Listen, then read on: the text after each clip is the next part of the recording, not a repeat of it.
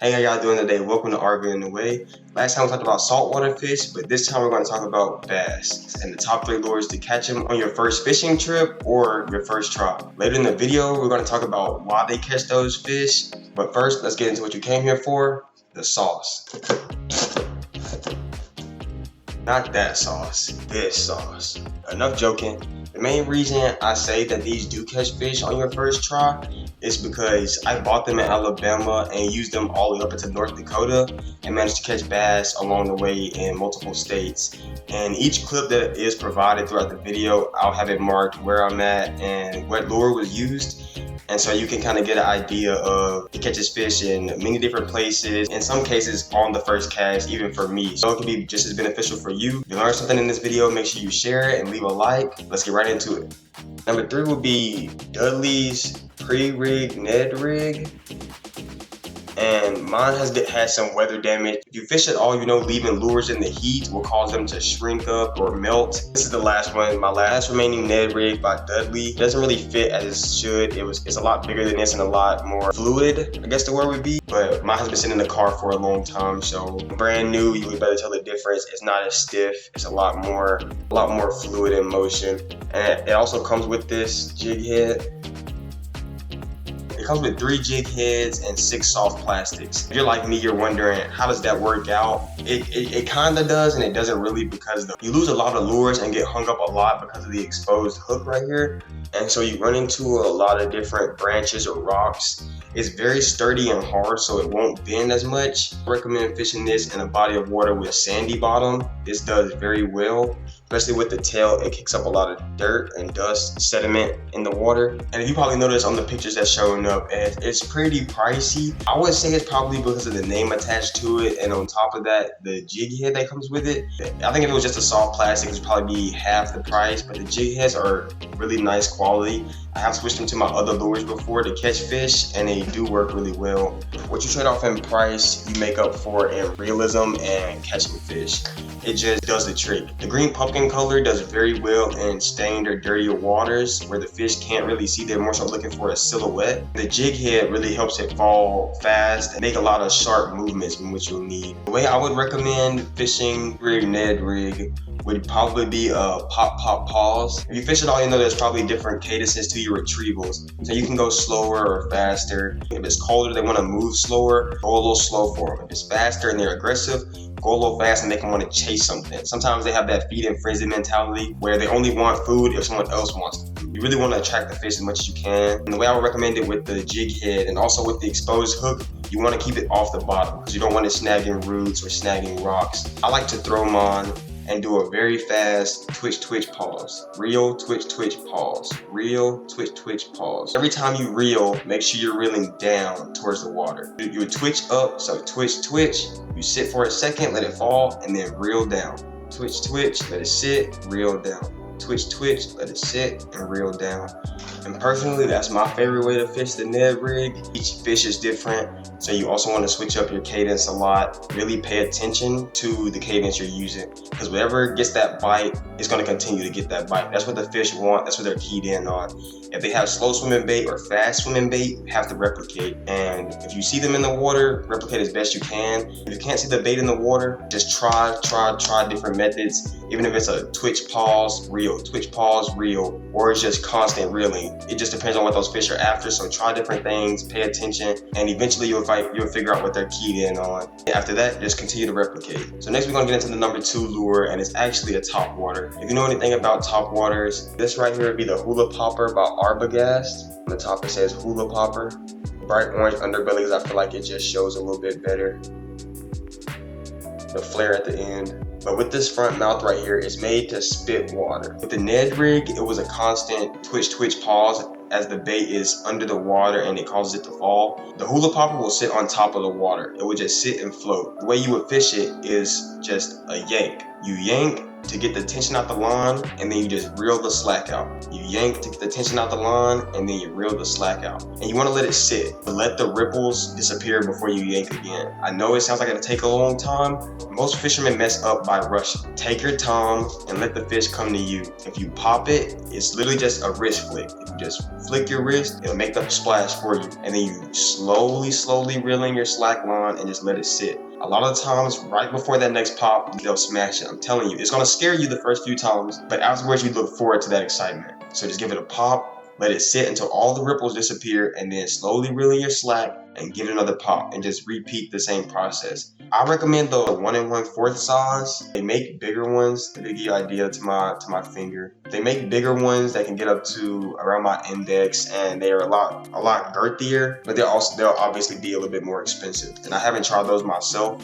But if you do try them, let me know in the comments if you like them. With it being so light, you might want to use heavier line, but I choose not to just because the heavier line will usually sink and cause the lure to sink with it, or at least make the nose dip, and you don't want that because you don't get the same pop in action. So I would recommend just light line. Realize a lot of the lures I use are on the smaller side, and that's because it gives everybody a chance, whether it be 3-inch bass to a 12-inch 2-pound bass, you know? Sometimes a big bass wants a snack, and sometimes the smaller bass are looking for a meal. So you just want to cater to everybody. If you're only throwing the biggest lures possible, you're not even giving the small fish a chance. I've even caught bluegill on the hula popper before because they're just that aggressive. You want to give everything a chance, because if the bluegills are eating it, then more than likely the bass are eating what the bluegills are eating. Increasing your chances of getting a fish overall, whether it be your first bass, your first bluegill, or your first crappie. Okay, and the last one on the list, I actually have the package for these because I go through a lot of them, but the Yum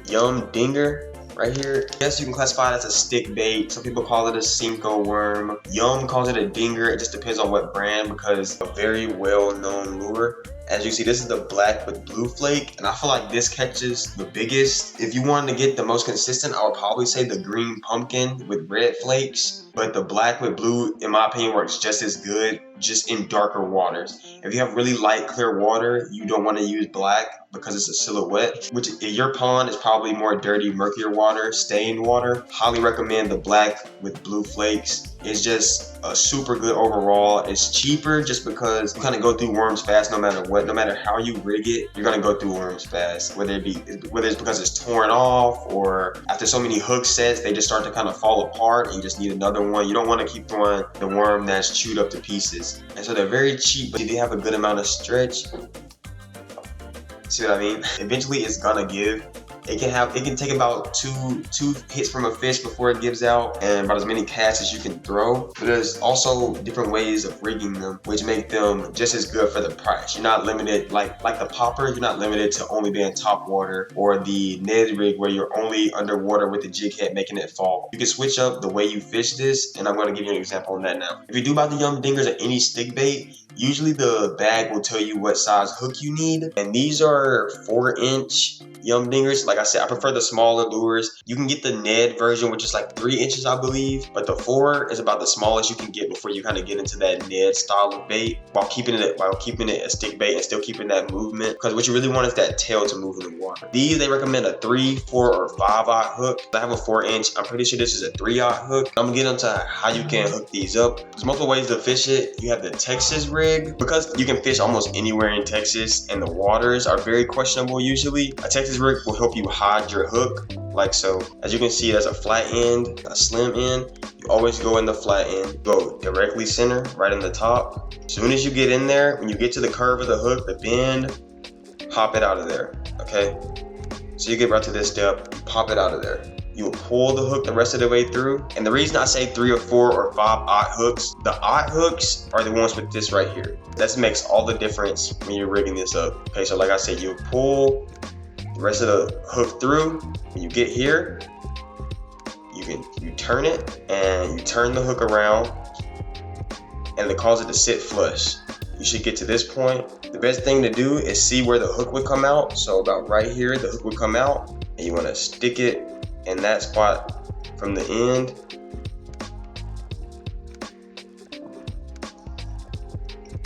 And you'll end up with this.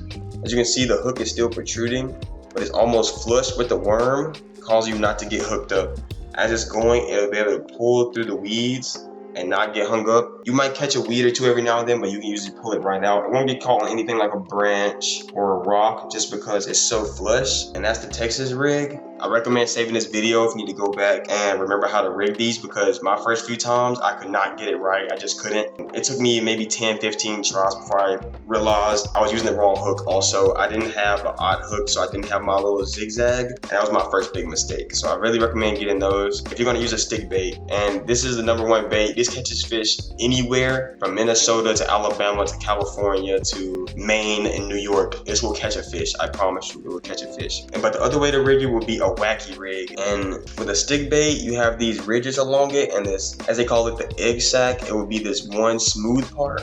So you take the hook and stick it right through the egg sac. You want to be as center as possible, so it's not leaning to one side, and you'll end up with this. And it doesn't look like much, but with the retrieval of just a twitch pause, it causes your worm to make this movement.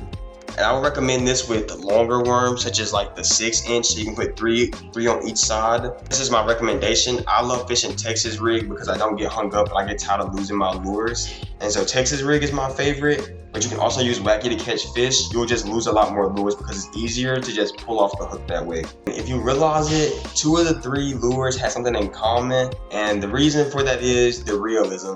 A lot of anglers or people who are new to fishing don't understand that fish see lures all day, every day. So you have to stand out, you have to be different. You have to try to match the hatch. Slowing down and getting lures that resemble actual prey. There's plenty, like I said, there's plenty of cheap lures out there, but they don't resemble real prey. And the fish can see that as a piece of plastic. It doesn't trick them into thinking that's food. And so you might have to pay a little extra penny for the compensation of catching fish or just having a good day on the water. In my opinion, it's worth it. I would just really work on knot tying, because no matter how good the lure is, if your knot isn't good, it won't stay on. No matter how many fish you're hooking, if your knot's no good, they're gonna take the lure from you every time. So I really recommend working on knots. And when I get a better camera, we'll have a video on which knots I use.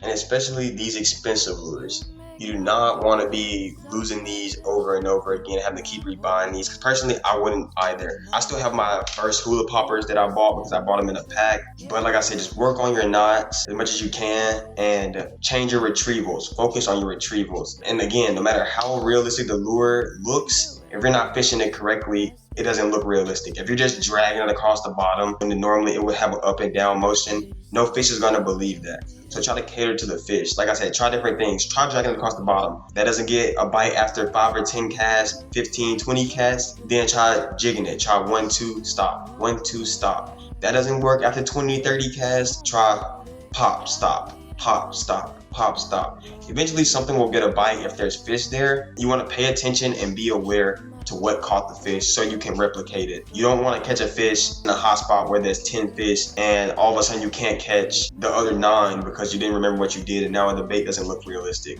Really pay attention and switch it up. That's the top tip for today. I'm really wishing everybody some great luck, some safe travels, and some tight lines. If you made it this far, share it with a friend or two, especially if y'all want to go fishing. Share it with your boat buddies. Leave a like, subscribe. Until further notice, RV Anyway, out. You make my